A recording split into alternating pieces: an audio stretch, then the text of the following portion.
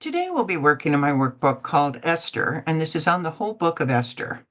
And looking at the table of contents, we will be working on chapter 4, but let's look at the first 3 chapters here in a little review.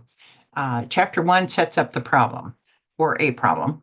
Uh, King Xerxes has had this huge banquet that he's had for months and years, well, quite a long time. Let's put it that way, quite a long time. 6 months, I think.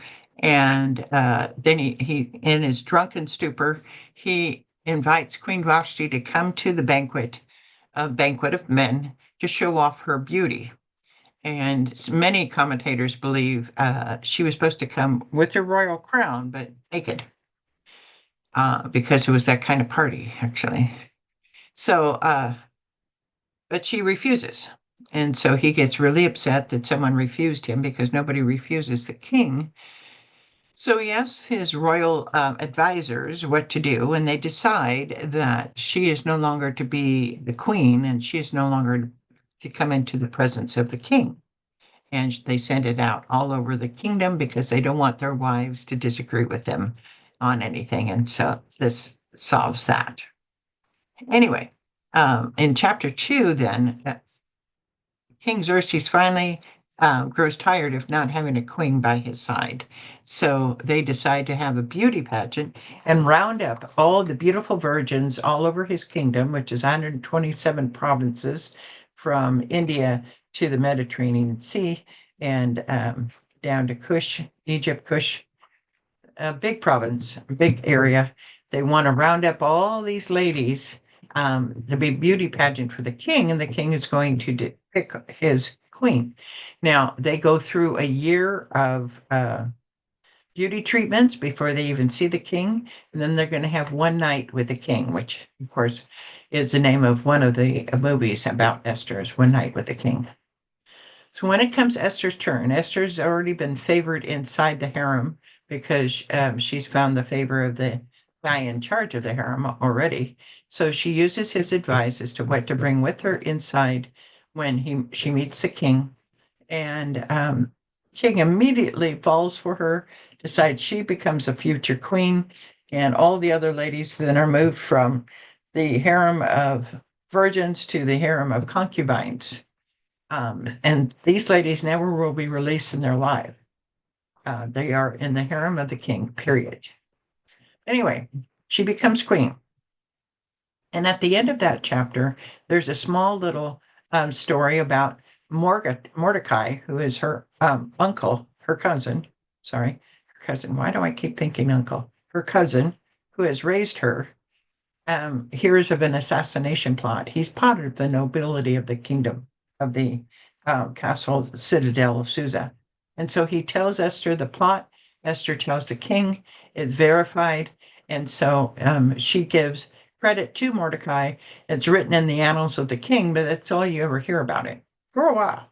It's important for the latter part of the story. But so then we get in chapter 3, we get to the enemy of the story, the villain, Haman.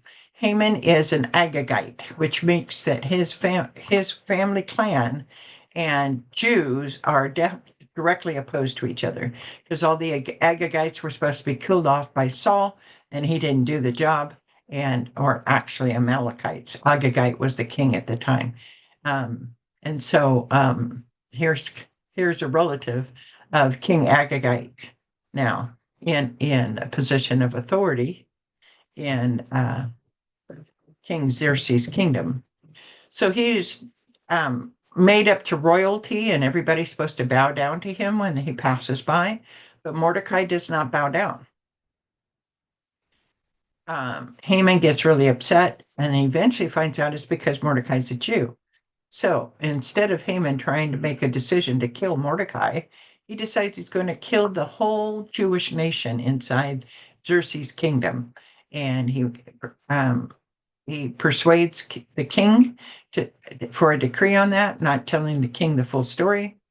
And so out comes an edict that all the Jews are going to be killed on the 12th of Adar, which is among the 12th. And so yeah. So that's where we are. the Jews all realize that they have a termination date, 11 months in the future. So now we come to chapter 4.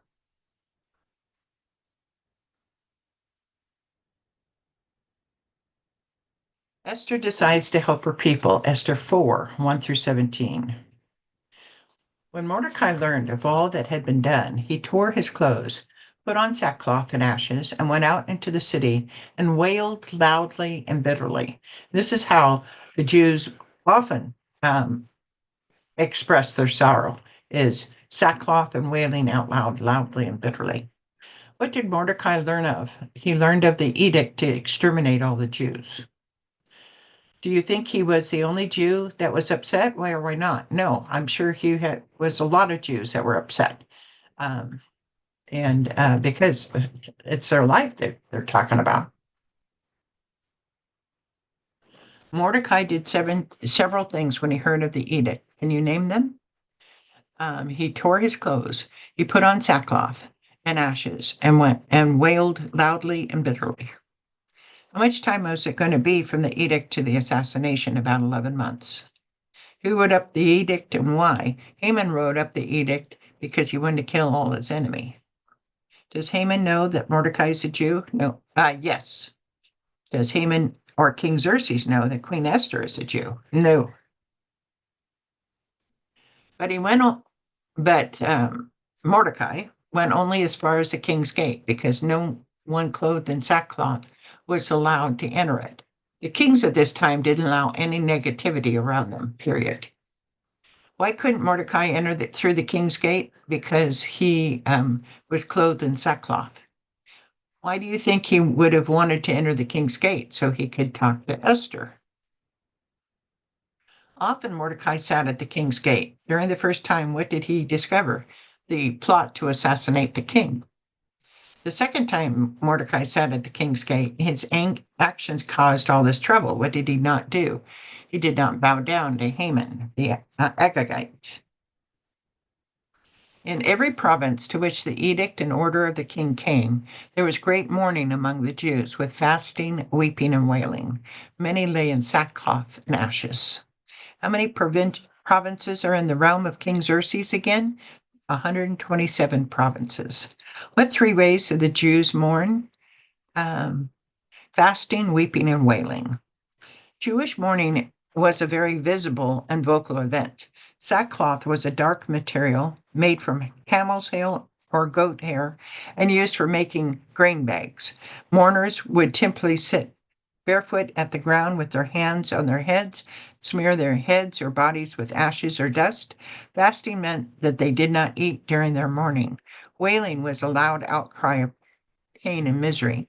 At funerals, sometimes there were professional mourners who'd be paid to mourn in this way. What is sackcloth made of? Either camel's hair or goat's hair. Explain what wailing is. Crying out loud. Loud outcry of pain and misery. If you were a professional mourner, what would you be doing at a funeral?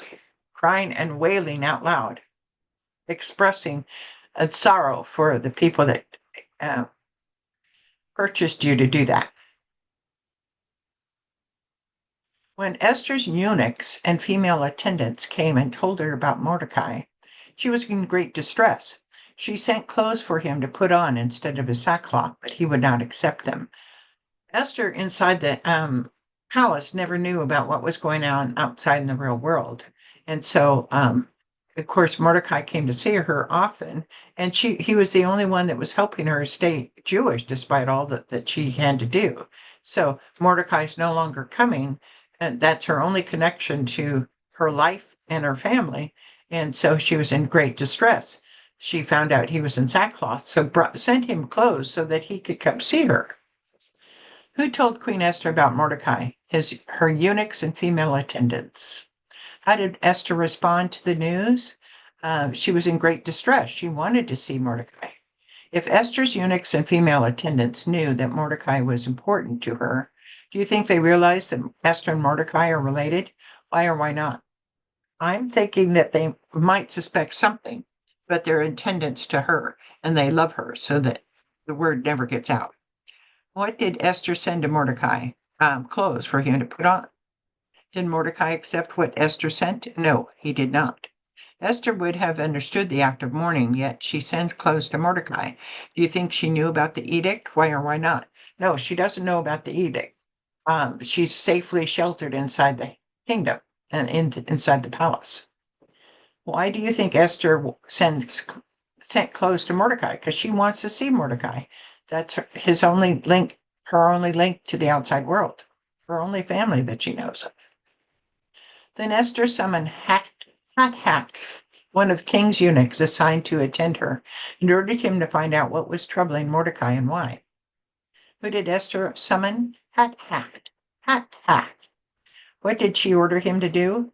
Go find out why Mordecai is wearing sackcloth. Several eunuchs and their jobs have been named in the book of Esther. Can you identify the eunuchs with their jobs or what they were ordered to do?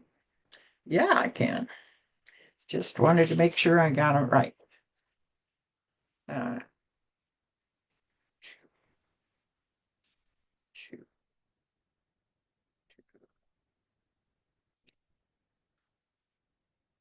number 3. Okay. So Behumanth, Bistha, Harbona, Bigtha, Abacatha, Zethar, and Carcass. And they were in the very first or second chapter, first chapter, and they were ordered to bring Queen Vashti to the banquet. Haggai, he was in charge of the harem of the new virgins. Shashgaz was in charge of the harem of the concubines, those that had already been with the king or when he already decided to have a queen. And then Hathach are ordered to find out about Mordecai. Okay, a lot of eunuchs inside the royal palace. So Hathach went to Mordecai in the open square of the city in front of the king's gate. Mordecai told him everything that had happened to him, including the exact amount of money Haman had promised to pay into the royal treasury for the destruction of the Jews. He also gave him a copy of the text of the edict for the annihilation, which had been published in Susa, to show to Esther and explain it to her, and he told him to instruct her to go into the king's presence to beg for mercy and plead with him for her people. Did Mordecai know the exact amount of money Haman had offered to pay in the royal treasury? Yes. Although we do not know the author of the book of Esther, Mordecai's knowledge of the events tends to support that he wrote the book of Esther. Did Mordecai give something to Hathach? Yes, a copy of the text of the edict. What did Mordecai want Esther to do? Go to the king's presence to beg for mercy and plead with him for her people. Important. Which words does Mordecai use? His people, the Jews, or her people? Her people. Mordecai no longer wants Esther to keep her nationality secret. Hathach went back and reported to Esther what Mordecai had said. Then she instructed him to say to Mordecai, all the king's officials and the people of the royal provinces know that for any man or woman who approaches the king in the inner court without being summoned, the king has but one law, that they be put to death unless the king extends the gold scepter to them and spares their lives. But 30 days have passed since I was called to go to the king. What happens if a man or woman approaches the king without being summoned? If the king does not extend the gold scepter, they are killed. They're put to death. How long had it been since she had seen the king? 30 days. What is Esther afraid of? Her life. She's afraid that she's going to be killed. So there's 2 problems facing Esther. Can you help describe her dilemma? A, if Esther does nothing, what will happen in the 12th month, the month of Adar? All the Jews will be exterminated. Yeah, and herself will be killed. If Esther approaches King Xerxes and he does not extend the gold scepter, what will happen? She will also be killed. When Esther's words were reported to Mordecai, he sent back this answer. Do not think that because you're in the king's house, you alone of all the Jews will escape. For if you remain silent at this time, relief and deliverance for the Jews will arise from another place. But you and your father's family will perish. And who knows but that you have come to your royal position for such a time as this. This is the key scripture for the book of Esther. and often what people refer to when people are when Christians are thrust into strange situations. Who knows, but you have come to this position, the position you are in, for such a time as this. Then Esther sent this reply to Mordecai: Go, gather together all the Jews who were in Susa, and fast for me. Do not eat or drink for 3 days, night or day. I and my attendants will fast as you do. When this is done, I will go to the king, even though it is against the law. If I perish, I perish. So Mordecai went away and carried out all of Esther's instructions. She is now the queen, even though she's much older and younger than Mordecai. She is now the queen. So her authority happens. What did Esther ask Mordecai to do? Gather all the Jews who are in Susa and fast for me. What is Esther going to do during the same 3 days? I and my attendants will fast as you do. At the end of 3 days, what will she do? She will go to see the king. What did Mordecai do when he received her reply? When he carried out all of Esther's instructions. Do you think Esther is brave? Yes. Do you think she's scared? Absolutely. She's worried about what will happen. So now we come to the end of this chapter, and we have a crossword here. Okay, what did Esther tell the Jews to do for 3 days? Pray. Fast, really. She asked them to fast, not to pray, but it's the same thing that they're doing is actually praying. By the way, did you know that God is never mentioned in the book of Esther?